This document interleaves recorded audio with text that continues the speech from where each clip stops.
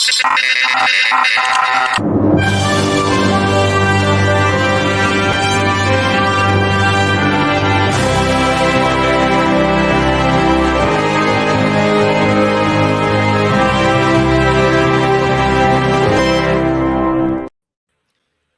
and welcome to another episode of Movies That Make Us. I'm Jake. I'm Tracy.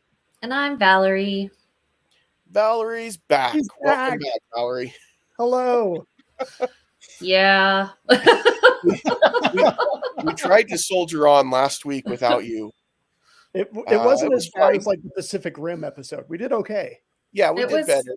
It was so weird not being at Fan X with you guys and then seeing everybody posting all the things, and I'm at a totally different convention in a different place. But it looked like everybody had a good time. How was Portland?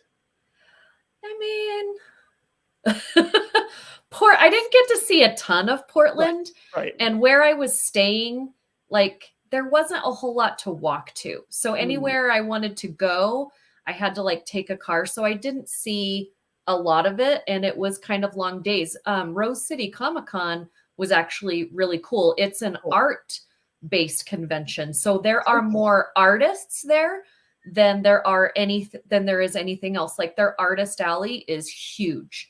There are so many artists, comic book artists. They have a whole ceramic section. Oh, wow. But it started as like an art Comic-Con, basically. So yeah, it was really cool to see all the different artists and everything. And then they had a vendor hall that I really didn't go into because I was just looking at all the art. Sure. Yeah. That's very cool. Yeah. Those are getting to be rarer, I think, just the art or the creator-driven kind of Comic-Cons. So it's cool to see one still going and going strong. So that's awesome. Yeah. Yeah, Fan X was fine. I mean, if you guys didn't hear our recap, we talked about it last week, and there was still a lot of really cool stuff. It was very different this year. I think all of us spent less time there than we normally do, and I think that was part of it. So it just is how it fell this time. So but that's all right. Not a lot of shenanigans, but we did have some fun. Well, I wasn't there for the shenanigans, so that's why. Yeah, it was relatively shenanigan free, which made it less fun. Really. Anyway, but it was good. Tracy got to meet Harvey Gillian. Yeah. Gillian. Yeah. So super nice guy. He enjoyed that. Nice. So but it was good. And I guess that's all we really have to say about Fan X. We had a couple of panels.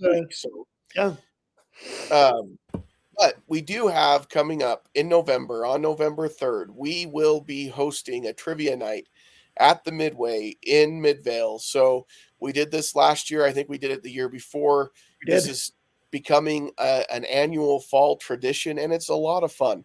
If you haven't had the opportunity to come out and be a part of it, we definitely invite you to come out and check it out. It's so much fun. We have a lot of really great prizes that we'll be raffling off. Every dollar that is spent on the prizes, the raffle tickets, all of that will go directly to the American Cancer Society. None of it goes into our pockets at all, but every ticket you buy, everything like that goes straight to them as we're trying to raise funds as we get ready to run a 10K in January, and also to help Tracy raise some funds because he's got a few more races that he's running and needs to raise a few more funds. So it all goes to a good cause. The food there is great. The service is fantastic. And we are just so grateful to Bill for allowing us to come out and have this kind of activity and event there. So we would love to bring in some additional customers to his establishment while we're at it. So I think it'll be a lot of fun. And last year you guys got me to wear a princess mini hat, and who knows what'll happen this year. So. Well, I feel like we have to raise the bar somehow. So we've got to figure out something to wear. I will look around this room and I will bring something good. I got stuff. This is true. But yeah, we've got movie tickets. We've got a couple of local restaurants have donated some gift cards. We've got a smoker that can do up to 4 chickens at once, which is a lot of chicken. But we have Hale Center Theater tickets. nice. We're gonna have. I'm working on some other sports packages, so we will see what we can get. But Awesome. Yeah. So yeah, come win some prizes, hang out, see us, raise some money for American Cancer Society, and have a good time. Yep. So that is November 3rd from 6 p.m. to 9 p.m. is kind of what we're planning on time-wise. And come out and join us. It'll be great. So, and of course, we're all in the middle of training and getting ready for the 10K in January. I'm getting there. How you feeling? This week was rough. I You were got busy hit with this a week. cold. Well, I've been busy this week, and I got hit with a cold and didn't get out and do as much as I'd like to. But I'm getting there. So it's coming along. Did you get the con crud? It must have been something like that. I don't know if it was that or my daughter brought home a cold from school that she shared with all of us, which we, sharing is caring. That's what we try to teach our kids. Yeah, I was lucky. I avoided the con crud. I think it's just because I wasn't there that much this year, but I dodged the bullet. So, well, part of the problem is I went around and licked everything. That probably didn't that'll do it. help. Yeah. So I have been to more cons in the past year and a half than I have ever been in a row. And I think I've only gotten sick once. I don't know what's going on. That's crazy. But knock on wood, I have a couple left to go. I have one of the biggest ones left to go. New York Comic Con coming up. I do also want to say, because this was such a cool thing. This week I interviewed the director of The Re-Education of Molly Singer. It's a movie that came out this last week. And right before we started the interview, he saw my thing right here on this side, The Harder They Fall. And he was freaking out. He's like, I love that movie. And I'm like, I love it too. Cause I always tell everybody to like see The Harder They Fall. And it was cool to have like a nerdy moment with a movie director. And we're both like geeking out about, this really, if you haven't seen The Harder They Fall, you need to. It's on Netflix, but I'm glad that I talked to him before I reviewed the movie. It was like a C+ B- kind of thing. But you can watch it at home if you don't want to go to the theater because it went to both. But it's kind of like a Van Wilder meets another stupid comedy, but instead it was originally written for a male character. And then they decided to make it a female lead, which is always fun, but doesn't always work out because if you don't change the script, because it's got to be a little bit different. And they did change it.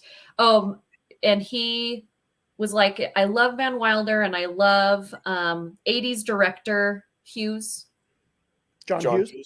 Hughes. He loved all those movies. And so he put a lot of those movies in this movie. And I think it was just a little too much of inspiration. But it wasn't bad. It just wasn't anything I need to see again. Gotcha. Yeah. But he was lovely. That's nice. That's always good. That's good. Well, I mean, that's nice. And is this like his first film or is it?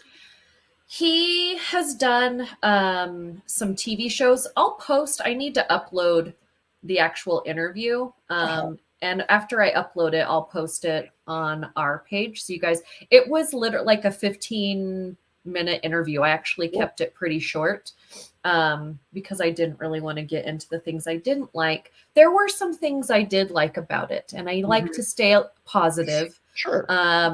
But he also directs some like mock-you dating show where they make fun of like those Dater Island shows. And I haven't seen it. I've seen like the commercials, the trailers, whatever you call it now on streaming. They're not really commercials. They're little kind of trailers for it, but I haven't watched it. So he does a lot of comedy. That's cool. Yeah. Well, Kansas City just won their football game, so all the Swifties will be very excited. My favorite Nice. football team is now the favorite of all the teenage girls. And And how does that feel, Jake? I'm fine with it. You know what? The more, the merrier. You got the Swifties on your side? Yeah. I saw I mean- they were selling Chiefs jerseys with Swifty on the back. Oh, yeah, goodness. you can get a custom jersey that's number 87 and put Swifty on the back. So there you And go. if you don't have $1 million, but you want to see Taylor Swift in concert, you can go see it in the theater in 2 weeks, but you should buy your tickets now. Yeah. Oh, I'm sure that's going to be a big, yeah. I went to my brother's house today, and my niece already has their tickets for the movie, and I won't be here to review it, but they'll be doing something special on Good Things Utah all about it. But if you don't have tickets for your kids or for you, I know plenty of adult Swifties. There are plenty You of need adults, to get them now. Yeah. Jake, let's go. Let's do it. It was funny because as we were watching the game tonight, they had an advertisement for that. That's an ad came up for that during the show, and I thought, yeah, I don't know that before last week they would have advertised the Taylor Swift concert in theaters on NFL Sunday Night Football, but they knew. I mean, they want money. Oh yeah, they would have taken. I mean, it cost. They want the money for advertising, so I think either way they would have. Well, but that's what I mean. Yeah, I don't think yeah. that they would have said, "Hey, we want to buy ad time on," but they knew. Yeah. We want to buy ad time for this game because we knew everybody was going to be watching. So and off topic, but speaking of shows, U2 opened up the Sphere in Las Vegas this weekend. Yes, I saw so many posts on videos look incredible. That venue looks insane. Yeah, it does look really incredible. My word! When we were there a couple years ago for our anniversary, it was wild because they were building that, and it was just this huge. It was like watching the Death Star getting built. Really that's no moon. So it was pretty incredible. So I'd love to see a concert there. Yeah, I'm sure it's a great experience. So I don't know. U2, they put on a good show. I hear. I hear they're a small. I have seen them twice, and I have enjoyed it. So yeah, I've never seen them. Couldn't afford it the last time they came to Salt Lake, and the first time I saw them, I was going to school at USC. Okay. I was 17, and this summer program that I went to, it's like people from all over the world, and these two guys from Germany bought tickets, and one of them got really sick and couldn't go. And he's like, "Do you want the ticket?" And I'm like, "I am 17. I don't have money to buy a U2 ticket from you." Right. And he's like, "Just get me a sweatshirt." And I'm like, "Okay." And I'm like, "Sure." So I went with his friend that was in one of my film classes. And that was the year that big political band. I can't think of anything. It's 9:30 at night. Rage Against the Machine opened for them. So it was a pretty cool show. And then I saw them here when they played at Rice-Eccles Stadium. And that was really cool because their stage, that was their stage then, is now at our aquarium. Yeah, so I got to see that like in action, and then they moved it over there, and it was pretty cool. I like that they like Kanye went on tour with them at one point. Like they always pick like this opposite band. Except for when I saw them, the bands that opened for him were pretty close. Like when I saw them at Rice-Eccles, it was pretty close to who like their same music. But it was really cool to go from Rage Against the Machine at 17 into U2. Like it was kind of surreal. Yeah. Yeah. I was there with my braces. I was like, yay. Nice. 17-year-old Val raging. Yeah. Love it. Well, U2, I think, came about in the 80s, right? They debuted in the 80s, which is also when our movie that we're talking about came out, as we're talking about the 1980s classic WarGames starring Matthew Broderick. And Matthew Broderick. Did you also come out in the 80s? I did come out in the 80s. Yes, that is true. I made my big debut in January of 82. I like that you rhymed that. Yeah. Well, not on purpose, but it worked out that way. So I'm happy it worked out that way. 1982 is infamously known as one of the best years for movies ever, and also my birth year. So I feel like that's not a coincidence, really. Dave was also born that year. So, whoa. Yeah, you and the babe. Yep. Nice. I knew there was something special about the babe. He's the babe with the power. What power? It's a different movie. We're not talking about that one this time, but I do love that movie too. So this is. Go ahead, Tracy. I was just going to say, it's been a while since I had seen this. What did you guys think? Because I remember seeing this like on VHS. Like this was a staple in the house. Yeah. Yeah. It was interesting to watch. I had seen it before a few times. I remember watching this a couple of times growing up. And even then it felt like the computer was huge, and the disc that I love it when he pulls out the big disc and it's like this big and he puts it into his little disc drive and like that kind of stuff. It was pretty amazing to watch that. But the story itself holds up really well. And honestly, I felt like it was still pretty, like there's still some things today that are pretty pertinent about this movie. I mean, it starts getting into like AI and stuff like that. That is what we talk about all the time now, because what will happen with AI as it grows and as this tool develops. And, you know, this was 40 years ago talking about it. And then, you know, relations with Russia, it's not like it's really that much better now than it was back then. And so I thought it still held up. The story was still pretty entertaining and interesting. It was very 80s in that these are teenage kids and their parents are completely oblivious to anything that they're doing, which I love that in the 80s. Like, that's kind of how it was. Yeah. Not just in the movies. Yeah, the Gen X, the Gen X memes about how we were raised by ourselves, the latchkey kids, and we learned how to feed ourselves and entertain ourselves, and that's all pretty much true. I also think, like, if there's anything that you can count on, it's Russia. Like, we're always going to be, they're always going to be right there in our way. Yep. No, I agree. So for me, I think the pacing was a little bit like touch and go for me. Like sometimes it was like da da da da da da da, and there was other times that it was slow, and I don't mind that. But the times that it was slow, it wasn't taking me anywhere. Like if you're going to slow a movie down, make it a point of something. And I didn't quite get that, but I was watching it, and I think the last time I had seen this movie, I was fairly young, and I had watched it a bunch of times as a kid. And as a kid, you're looking up to these kids because I was younger than these kids, thinking, this is so cool that they get to be there with these adults and they're, fighting, and like they're trying to be, like they know these things.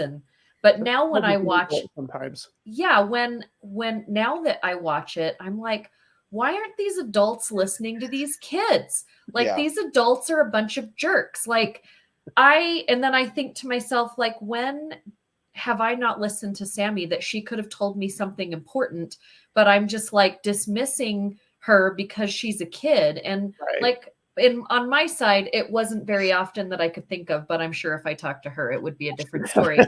But I just thought, like, we still do that. Like kids these in this day and age are so much technically smarter than us. They also know how to reach people from all over the world. They pay attention.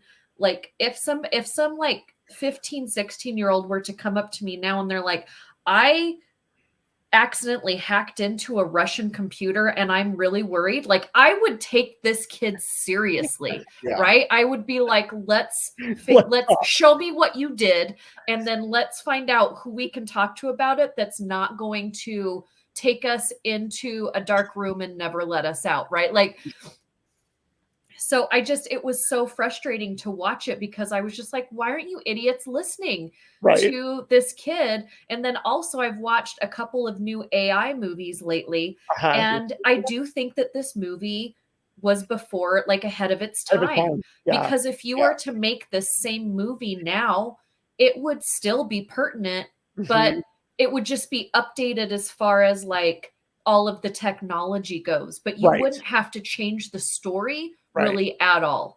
Yeah, you'd have to change the scene where he has to find a payphone. Yeah, for sure. I mean, but you could be in a situation where you still had to find one because you couldn't use anything, and then that would be the worst case scenario, because who has a home phone or a pay phone? And it would be like even more like, where are we gonna go? Yeah. Well, and then when you do find the payphone, what do you even pick it up and you think, quick, what's someone's phone number? Anyone's phone number. Because I don't have any of them memorized. Yeah, you used to have like 15, 20 phone numbers all right up in here, and that now I have 2. Yeah. Except for like the 8675309. Yeah. We all know but that Jenny. Doesn't go to anywhere. Yeah, it does. It calls Jenny. No. Yeah. That does. It's an interesting point, Val, because you're right. They do ignore the kids a lot when they're trying to explain what's going on. And it's funny because like just prior to that, they're like, this kid hacked into everything and he's this Russian spy and then when he starts and they realize he's not a Russian spy, then he must be some kind of idiot who just accidentally like, wait, 1 second he goes from being super capable Russian spy material to we're going to ignore everything he says. Silly little kid. Yeah. So my favorite thing in the whole movie is that when he's in the detention unit and they have the one drawer that's full of all the cotton swabs, and then he pulls the drawer out and there's some medical supplies like medical scissors. And I'm like, okay, that makes sense. But then there's just the voice recorder so that he can record the dial tone of the beeps for the door security. And I was just like, that's a really random placement for that among medical supplies. But hey, whatever. Yep. Well, when you're writing the story, you could kind of just throw that in there, and I guess, yeah. Maybe like the medical examiner is like dictating what they're seeing in the patient. I don't know. I thought the same thing. I'm like, what doctor just leaves their dictating device in a random drawer? Like if he was in somebody's office and he found that would be one thing. But like in an exam room, I don't know. It was a little bit weird. Not so sure, but. The other thing that was good in this one, because we're going to be talking about another movie next week that was also from the 80s. These kids actually look like teenage kids. Yeah. Yes. Which is good, because the next movie, not so much. Yeah. I think I was cast in that movie last week. But Jake, did you have a thing for Ali? Interesting. What's that, Tracy? Did you have a thing for Ali Sheedy like I did? No, I don't know that I did as much as you did. I know we've talked about this before. I mean, you're a little younger too. Yeah. Yeah, I would have been a little younger. Yeah. But you were what, 2 when this came out? Probably. He was still pooping his pants. Well, that could have been me last week too. I mean, same. 2 days ago. No, but I do remember seeing, because growing up and being a little bit older in the 90s and things like that, we still saw a lot of these movies on TV. Like it would play like on Saturday, these movies would play during the day or like at night on channels and stuff. Because back when cable was still young, you didn't have all of these TV shows to fill all the time. Right. So they took these old movies that they could get on the cheap and play them edited for TV and whatever. And so I saw a lot of Ali Sheedy movies as a teenager, and there was definitely an appeal there for sure. Yeah, this one in particular, I don't know why, but yeah, this. It's because in these movies they still do the soft glow anytime a female is on screen, and so point. She not only looks cute, but then they make her look like like anytime you can watch a movie from the mid 80s to the early 2000s, and they always thought if there was a female character on the screen, you're going to put a little, which I mean, I'm sure the females were like, keep me looking young. That's fine. Yeah. And now everything's in 4K and HD and you can see all the everythings, which I like. I mean, I don't mind it either way, but I mean, most Julia Roberts movies when she first came out were all like this. Mm-hmm. And oh, what was it? The English Patient is almost the whole movie is almost all like that. But yeah, so like Ali Sheedy, if you go between her, and it's not too noticeable in it. I think I just notice it because I know. Right. But super heavy. my favorite parts of the movie was every time we're looking at the screen of the computer and it's doing the like all the little noises and the green. Like, I just love that. Yeah. I just barely like got rid of my dad's computer that when I was younger, I played, and I can't ever think of the name. And Dave always reminds me where I'm like, walk to the candle. Do you want to go to the candle? Do you want to go? King's Quest. I don't think that's what it was called. But that was a big one. Yeah. Yeah. Yeah, I was just like, you're like, you're in the doorway. Did you want to walk to the table with the candle, or do you want to, like, and you just type it. You don't see, you have to imagine everything. So every time in the movie that happened, I was just like, oh, it used to be so much, because I don't really play video games now because it's just, and I sound like a really old lady, it's just a lot to do. Oh, yeah. You know what I mean? Like, there's so many things and so many buttons, and you've got to like concentrate on a story, and like, yeah, I just want Duck Hunt. And you got things trying to kill you. And in this text-based game, if you didn't put in a prompt, it just sat there and waited for you. Yeah. It gave you some time. Yeah. Or it was going to blow something up, but still, like, you had some time. You could possibly kill everyone, but you had some time. I love that this must have been right after Al Gore invented the internet, because he was connecting to the internet before we even knew what that was, right? Yeah. And he's taking the phone and he's putting it on the receiver thing, and it's calling all of the numbers at that area code in California. Can you imagine what that must have been like for the neighbors? That, you know, like, hello, and it's just this computer sound. What the? There's something wrong with the phone again, Harry. I don't know what it is, Marge. But I love that scene, to see how the internet worked. My kids were blown away by stuff like that. My oldest came in while we were watching it. He's like, "What is that?" I'm like, "That's a computer." I know. That was cutting edge, though, and it was cutting edge. Like, his parents don't care at all about him because they have no idea what he is, where he is, what he's doing, but they buy him the most expensive computer equipment. I mean, that had to be a few $1,000s worth of computer equipment that he had just in his room. Yeah.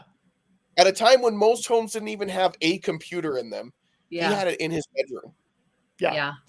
That was unreal. Little kid. And I always loved the sound. Like, I think the sound effects were what I loved the most about this movie. Like, when they unscrew the phone thing. I love every time I see a movie where they have to unscrew the phone, like the little talking piece on the, like, it's, I don't know why I love that so much, but if there was a YouTube channel that was just people unscrewing phone, like, talking, what do you even call that? It's like the receiver. There's the I don't know. There's the speakers one side. That's what you hear out of, and then the mouthpiece. But they do it in like a lot of old spy movies as well, right? Because they're checking to see if they're being tapped. And I just So if somebody could put together a YouTube channel, which is like all of the sounds from the 80s, like the rotary phone. Like, I just want to listen to that. I want to listen to you unscrew the telephone. I found, okay, speaking of Portland, the one cool thing I did in Portland is I went into the largest bookstore in the world. Yes. And it kind of felt like I went back to the 80s, which was really cool. And I found these old school pens. I wish I would have brought one up here, but do you remember the bank pens? And you clicked it, but they were two different colors. Yes. A whole pack of those, and I had to buy them. Nice. Very nice. So yeah, click on that, the keyboard typing, like all the things. Somebody put together this channel, and I will listen to it when I go to sleep. The other sound that I love from this movie is every time they go to the Whopper computer, and you just get that. Which is how the computer sounded, obviously. And maybe they did. I don't know. It kind of makes me think of like being in the queue line for Space Mountain at Disneyland. It's just got kind of that hum, you know, that low level hum. Yeah. I love it. And when he printed something out and it goes to the dot matrix paper that yes. I also love that noise. Yep. I And had then when you rip it out and you have to, that sound, and then when you rip off the sides, I love all those sounds, all of it. I had an Apple IIe all the way through college with a dot matrix printer. And in the Word document, you could not backspace. You had to hard delete. So I wrote like a 50-page Citizen Kane paper. And if you didn't catch your typo, then you had to print it out, and then you had to take whiteout. Yeah. And write it out on the paper and then write it in. And yeah. We had to do that in high school. And then we would always end up using the whiteout on our fingernails. Yeah. Ooh. It's whiteout nail polish. We used to have a printer like that as well. And we would use it to print out banners a lot because it sure. And then when we got a new printer that didn't do that, and it was just a single paper, it was like, this printer sucks. You can't do a banner on it. Forget that it can actually do color. Printed better, printed color, all that, but it didn't print a banner. Stupid. I will say the best insult to a teacher in any movie might be in this movie. And I would have guessed Matthew Broderick, but I would have guessed Ferris Bueller's Day Off. But no, it's in this movie when his teacher says, who was it that first suggested asexual reproduction? And he says, I don't know, your wife? That is such a great line. It's such a burn. I love it. Good. There were like jokes like that I didn't catch when I was younger. Sure. Like, because they're. I didn't get. Yeah. It's like going back and I haven't seen it for a while, but years ago I rewatched part of Grease 2. And I love Grease 2. My sisters loved it growing up, so we watched it all the time. And I'm watching this, I'm like, this is so full of innuendo. So full. Yeah, I watched it all the time as a kid, and I had no idea. Yeah. And then I watched it a couple of years ago, and I was like, whoa. Well, even the original Grease is.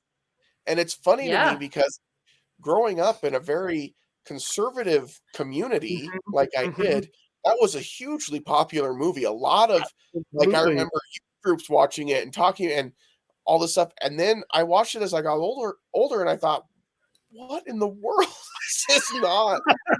Well, and I think I told you guys, like, on one of our episodes that, like, I had watched it a ton as a kid, but we had, like, the safe for TV version. And then I went over to a friend's house when I was in high school and watched it. And I'm like, where did this naked butt come from? I was like, I have watched this movie so many times, and not one time did I ever see the guy that moons the camera. Never one. I was like, I don't think I'd ever seen another human's butt in my life. And there it is. And I was just like, I didn't know what to do. Like, I almost just got up and went home because I was just like, what? Well, I thought Planes, Trains, and Automobiles was a great little family comedy to watch on Thanksgiving. Growing up. It is. I love that story. Sat my wife down to watch it, got to the car rental scene. It is not as family friendly as I remember. No. More F-bombs per capita in that scene. Yeah. It's incredible. And it's so well done too. Like, he places them all perfectly, but it's better than Samuel L. Jackson. Yeah. Well, I would agree. Yeah. I love Samuel L. Jackson, but I'm just saying they're giving him a run for his money. Yeah, Steve Martin there. Yeah. So, but yeah, so I haven't seen it yet, Val, but like kind of compare this to The Creator, because I want to see that one. So I'm sure it's about the same. Well, no, but I was thinking about the AI and stuff like that. And so I'm just that while this was playing. Yeah, I'll take a couple minutes on it. I'm not going to get too far into it. But The Creator, and this is like, everybody asks me how I grade movies, so this is going to be super helpful for you. Okay.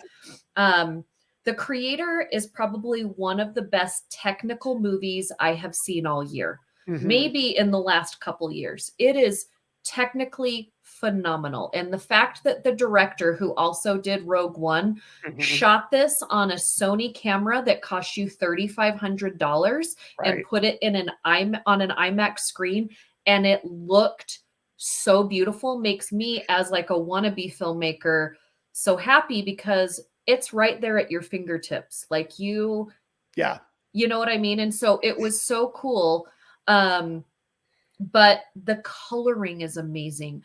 The sequences are amazing. The acting is phenomenal. The girl that plays the little AI girl, she blew me away, right? I see a lot of movies. So for me, there wasn't a ton of originality in the story. It's almost like every AI movie that I've seen over the past 10 to 15 years, all in this movie, but the effects and the acting and everything is better than any of the other ones I've seen. They made this movie for $800,000. Yeah, like it's, again, technically the best movie I've seen in a long time. The story was not that original. Okay. So for me, it's a B plus, and it would have been an A, and I kind of want to almost give it an A minus just because just technically on point and acting wise phenomenal. But I also have to put into consideration that most people do not see all the movies that I see. So maybe they haven't seen AI. Maybe they haven't seen, iRobot. Maybe they haven't seen all of these movies that I've seen. And so this could be very new for them, right? So that would bring it into the A category. I would definitely watch this movie again. Whereas I'm going to talk about a movie this week on Good Things Utah called Fair Play. Fair Play is not the best technical movie that I've seen, but story-wise blew me out of the water. That's what so these are both A movies for me. This one is technical. This one is emotional. Cool. So it's, so I originally gave the creator a B plus, but like the more that it like sits and resonates with me, I think it does deserve an A just because of what he did technically. Like it was really on point. You could not, like, the special effects. We've seen some crappy special effects this year. Okay.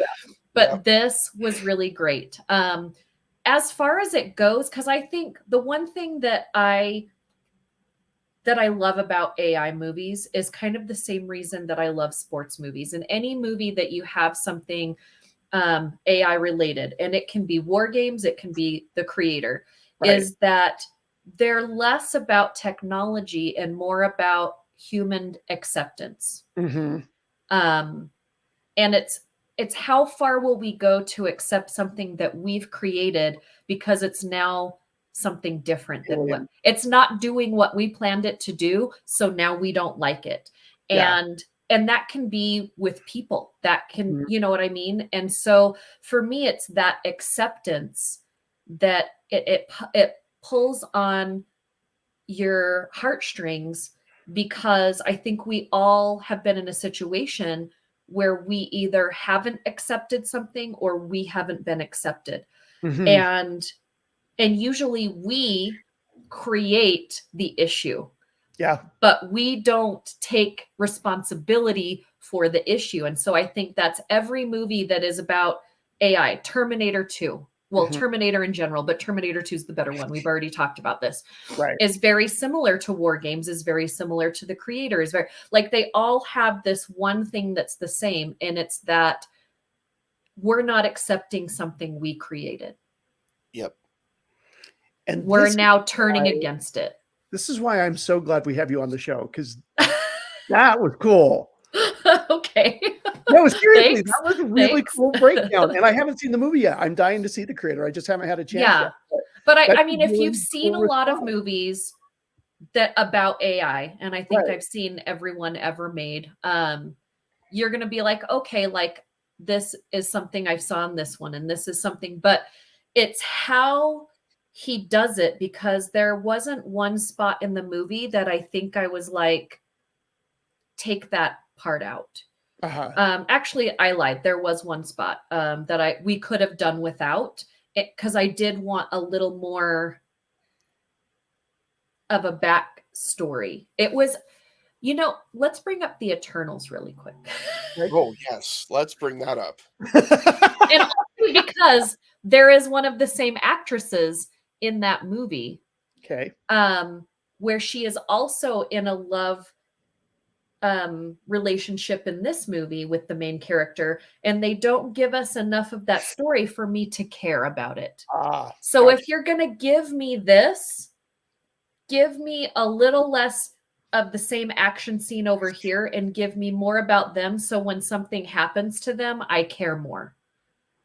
And in the Eternals, it's the same thing for me. I don't care about this love story and this other big thing because you don't give me enough of it to care. That makes sense. So for me, I would have liked a little more of that. And that's kind of where that B+ comes into play. But everything else to me was great. But that love story, give me every time they showed their relationship, it was the same footage over and over. So, but as far as like putting WarGames into that, there's a huge part of WarGames that is about like, we created this technology and now someone else is using it against us, but it's not our fault. Right. So we need to like destroy, so we don't, as humans, don't ever take responsibility for the things that we create that then come back. All the Jurassic Park movies. Right. We did that, but I had forgotten the opening sequence. I had forgotten that this was a training sequence where you have the human, where you got to have two humans and they both have to confirm that it's the code and they both have to turn the keys at the same time. And because the guy wasn't turning the key, because he was like, what if we're wrong? That you have to take the human element out of it and put it into the realm of the computer that won't have those kind of questions and qualms. Yeah. And then when the computer doesn't have those questions, they're desperately trying to stop it. So I thought that was a nice, I'd forgotten that whole sequence existed. Yeah. And the only difference in this movie is that this AI doesn't technically have a face. Right. Do you know what I mean? But it's still there and we're still misusing it. Whereas in like Terminator, AI, and the creator and the one with, you just said iRobot, you actually see them terminating, if you, no pun intended, these machines that don't have any feelings. And I think that's the only difference is that all of the feelings in this movie come with the kids that are being treated like they're idiots and until they need to use them for something. Yeah. And I mean, we at least get a name. Jonathan. Because it's Joshua. Or Joshua, excuse me, not Jonathan. Yeah, Joshua. AI. But, and then we get a nice 1980s anti-war, anti-World War III nuclear war message where it's like tic-tac-toe, where you get so good at it that eventually you never get a winner because it just escalates and there's never a winner. Yeah. So. And I like the fact too that it's like this was so 80s in terms of like the military casting. Like those guys were in every military movie ever, ranging from Top Gun to like there was a helicopter one. There were so many military movies in the 80s and all these guys just made a killing off of that. So that made me laugh. Well, and I kept on having, as I'm watching it, I'm like, Marvel must have been inspired by this computer situation in this movie, because there are a lot of sections in various Marvel movies where they go in to an area and remember the guy is in the computer and it's these old computers and he's and they're, I think they have it in a couple different movies, this kind of same character. But when I was watching it back, I was like, oh my gosh, that reminds me of this scene in that Marvel movie and this scene in that Marvel movie, because it has that old school feel of these computers. And I was like, I wonder if they, were a little bit inspired by WarGames. Yeah. Oh, I'm sure. Well, what do we grade WarGames? I'll go. I would probably give this one a B+. It still holds up really well, like you said, Jake. Like it's still very pertinent in a lot of ways. It is very 80s, but it doesn't feel like laugh out loud because it's so 80s. Like it just feels like it was set in that time period, and it's not like the next movie, The Last Starfighter, is a whole different 80s type of movie. But this one still holds up really well. The acting is really good. I think it's one of Matthew Broderick's better roles. I think he did a really great job with it. Still entertaining, and I enjoyed it. I enjoyed revisiting it. I'll go B+. It's a B- for me, Okay. just because like the parts that were just making your heart race, and you've got that music, and you've got all of this like angst and thing needs to happen, like you're going, and then all of a sudden it's like somebody slams on the brakes. And I don't mind to have those intense moments and then those thoughtful moments, but to me it wasn't the best combination to go from here to there like very quickly. So because of that, it's a B-. And I don't know, like it was fun to go back and revisit, but I don't know that I'm ever going to watch it again after this. Like it was fun, but like I'm good. Yeah. That's fair. For me, it's a B. I think it holds up really, really well. I agree there are some pacing and story issues in it, but overall, it was still enjoyable. I think it's still pertinent. Matthew Broderick is great, like he is in everything. So for me, it's a B. We ran the whole gamut of the Bs. B, B, B, B, B, B, B. It's like the Better Business Bureau. It's triple. Well, there you have it. There's WarGames. We will be back next week with another 1980s classic. We probably won't give that one all Bs. We'll see how it goes. Yes and not. Yeah. I have opinions. That one was so great when I was 9 years old. Like that was another one I watched and rewatched on VHS, and it was just great. So when I picked it, I'm like, oh, that'll be fun to go back and rewatch. And it was pretty painful. You know what was also fun when we were 8 years old? Candy cigarettes. Do you think we should still have those in our lives? No. All right. There you go. Join us November 3rd for Trivia Night at the Midway in Midvale, Utah. If you would like to donate to our fundraiser because you can't make it to the Trivia Night, totally understandable. We will put the link for that in the description for this video and this episode. So you're welcome to go and donate there. Every dollar helps, and we appreciate it so much. And until next time, we won't see you at the movies. Bye. Bye, everybody.